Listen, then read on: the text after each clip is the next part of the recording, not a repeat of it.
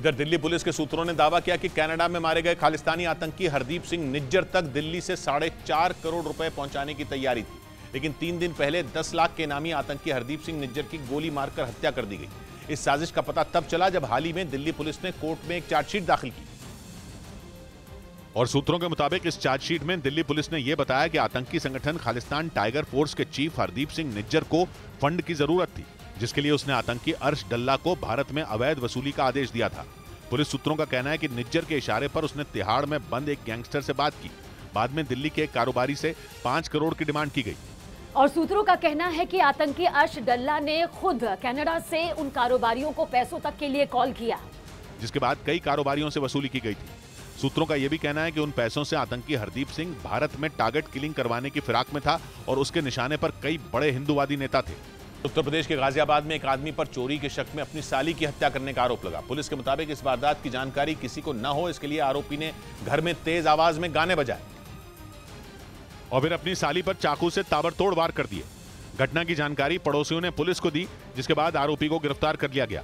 Police के मुताबिक आरोपी के घर से 5 लाख रुपए और गहने गायब हो गए थे, जिसके शक में उसने अपनी पत्नी की बेरहमी से पिटाई की और फिर अपनी साली पर चाकू से हमला कर दिया, जिससे उसकी मौत हो गई। लेकिन चीखने की आवाज घर से बाहर ना जाए, इसलिए आरोपी ने तेज आवाज में गाने बजा दिए। वहीं पुलिस ने आरोपी को गिरफ्तार कर लिया। उधर उत्तर प्रदेश के आगरा में चल रहा किसानों का विरोध प्रदर्शन अचानक तेज हो गया और किसानों ने आगरा यमुना एक्सप्रेसवे को जाम कर दिया। आलू का टोल तय करने समेत अपनी 4 मांगों पर किसान पिछले कई दिनों से आंदोलन कर रहे हैं, लेकिन किसानों का आरोप है कि उनकी मांगें अब तक पूरी नहीं हुई, जिसके बाद किसान आगरा यमुना एक्सप्रेसवे के टोल प्लाजा के पास पहुंचे और उसे जाम कर दिया। एक्सप्रेसवे के जाम होते ही वहां हड़कंप मच गया और कई अधिकारी किसानों को मनाने के लिए पहुंच गए, लेकिन किसानों ने ऐलान कर दिया कि वो अपनी मांगें मनवाने के लिए ऐसे ही कई एक्सप्रेसवे को जाम करेंगे। किसानों ने बताया कि आलू का टोल तय नहीं होने की वजह से उन्हें काफी नुकसान हुआ। साथ ही किसानों ने आरोप लगाया कि उन्हें किसान सम्मान निधि और वृद्धा पेंशन का भी फायदा नहीं मिला, जिसकी वजह से उन्हें प्रदर्शन करना पड़ा। इधर उत्तर प्रदेश के इटावा में पुलिस के एक जवान को पीटने की आरोपी महिला की संदिग्ध हालात में मौत हो गई, जिसके बाद उस महिला के परिवार वालों ने पुलिस पर परेशान करने का आरोप लगाते हुए सड़क पर शव रखकर प्रदर्शन किया और न्याय की गुहार लगाई। महिला की मौत से नाराज उसके परिवार वालों ने सड़क को ही जाम कर दिया। हालांकि जैसे ही इसकी जानकारी पुलिस को मिली, वो वहां पहुंच गई, लेकिन इसके बावजूद प्रदर्शन जारी रहा। जिस महिला की संदिग्ध हालात में मौत हुई, उस पर 6 जून को एक सिपाही की पिटाई का आरोप लगा था, लेकिन अब जब उसकी मौत हो गई तो उसके परिवार वालों ने पुलिस पर ही परेशान करने का आरोप लगा दिया। पुलिस के दबाव से हाँ, बहुत 1 मिनट घर पे नहीं टिकने थे। हालांकि पुलिस ने उस महिला के परिवार वालों को न्याय दिलाने का भरोसा दिया, तब जाकर प्रदर्शन खत्म हुआ। इस मामले में महिला के परिवार के आरोप लगाने के बाद 2 पुलिसकर्मियों को निलंबित कर दिया गया।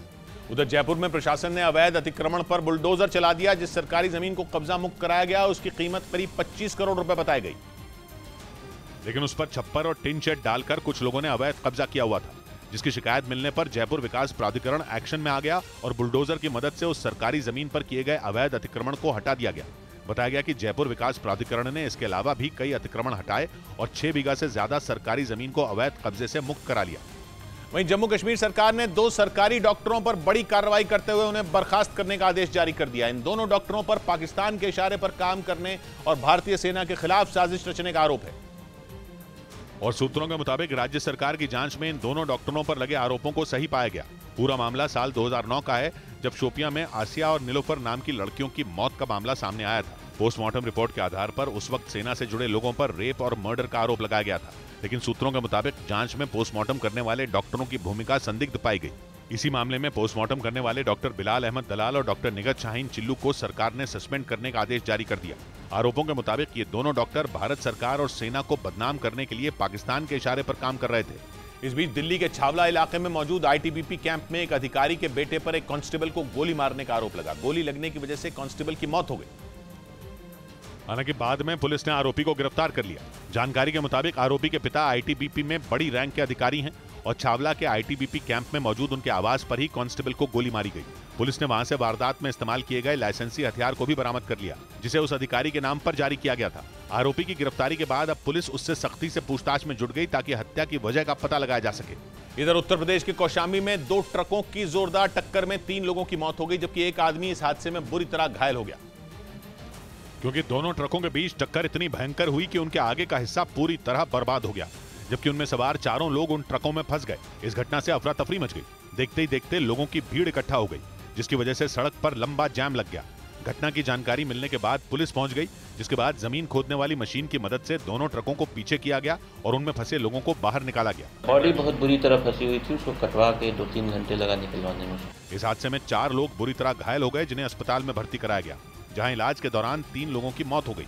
उधर तुर्की ने इराक में चरमपंथी संगठन पीकेके यानी कुर्दिस्तान वर्कर्स पार्टी के 2 लड़ाकों को मार गिराने का दावा किया। चरमपंथी संगठन पीकेके ने पिछले 3 दशक से तुर्की की नाक में दम कर रखा है। उसके लड़ाके तुर्की में कई बड़े हमलों को अंजाम दे चुके हैं और इसी वजह से पीकेके हर वक्त तुर्की की सेना के रडार में रहता है।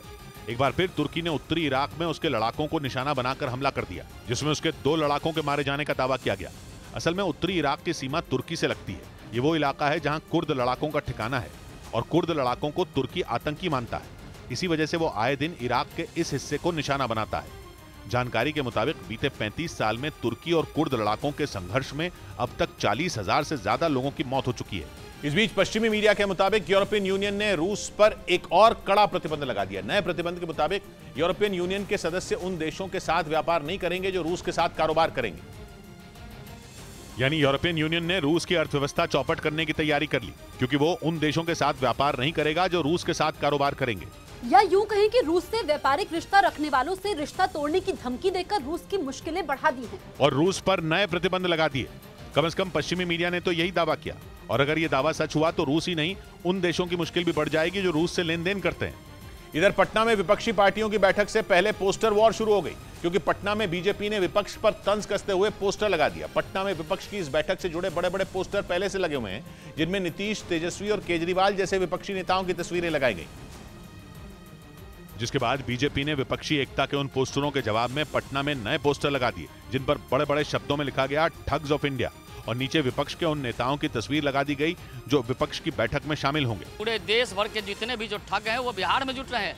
विपक्ष की बैठक के लिए विपक्षी नेताओं के पटना पहुंचने का सिलसिला शुरू हो गया, जिसके लिए पटना में नीतीश एंड कंपनी ने बड़े बड़े पोस्टर भी लगाए, लेकिन उनके जवाब में बीजेपी ने पोस्टर लगाकर नई सियासी लड़ाई शुरू कर दी। उधर मुंबई में उद्धव गुट की शिवसेना के कार्यालय को बुलडोजर से तोड़ दिया गया। बीएमसी के मुताबिक बांद्रा इलाके में बने जिस कार्यालय को ध्वस्त किया गया, उसका निर्माण अवैध तरीके से किया गया था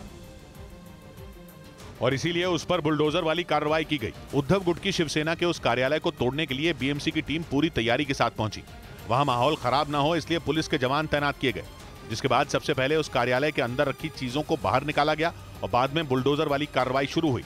जो अवैध स्ट्रक्चर थे उन्हें यहाँ से अब तोड़ दिया गया है।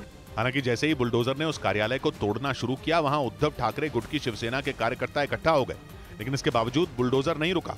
आला साहब की शाखा थी, यहाँ लोगों का काम होता था। बीएमसी के मुताबिक जिस कार्यालय को तोड़ा गया उसे 5 साल पहले अवैध तरीके से जमीन पर कब्जा कर बनाया गया था।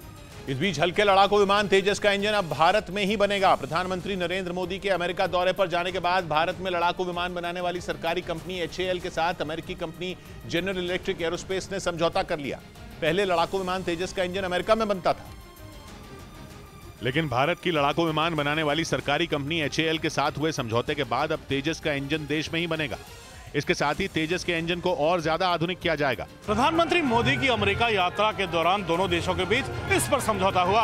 भारत का लड़ाकू विमान तेजस रात में भी सटीक हमले करने की ताकत रखता है। इतना ही नहीं, तेजस दूर से ही दुश्मन के विमानों पर निशाना साधकर उन्हें ढेर करने में सक्षम है। आधुनिक तकनीक से लैस ये विमान जंग के मैदान में रडार को भी चकमा दे सकता है और ये अपने साथ मिसाइलें भी लेकर उड़ने में सक्षम है। इधर मध्य प्रदेश के मुरैना से हैरान कर देने वाला एक वीडियो सामने आया। वहां एक छात्र ने अपने टीचर को गोली मार दी। पूरी घटना वहां लगे सीसीटीवी कैमरे में रिकॉर्ड हो गई, जिसमें वो छात्र अपने टीचर पर फायरिंग करता नजर आया। इस घटना का जो वीडियो सामने आया उसमें 2 लड़के एक मोटरसाइकिल पर बैठकर किसी का इंतजार करते दिखे, जिसके बाद उनके पास एक आदमी पहुंचा और उनसे बातचीत करने लगा। तभी अचानक उनमें एक लड़के ने अपने पास छिपाकर रखी पिस्तौल को बाहर निकाला और सामने खड़े उस आदमी पर गोली चला दी, जिससे वो आदमी जमीन पर गिर गया। जबकि मौके का फायदा उठाकर वो दोनों लड़के वहां से फरार हो गए, जिसके बाद वहां पहुंची पुलिस ने उस आदमी को अस्पताल में भर्ती कराया। कुछ पैसे वैसे में कोई विवाद हुआ था इनका। पुलिस ने सीसीटीवी वीडियो के आधार पर केस दर्ज कर लिया और आरोपियों की तलाश शुरू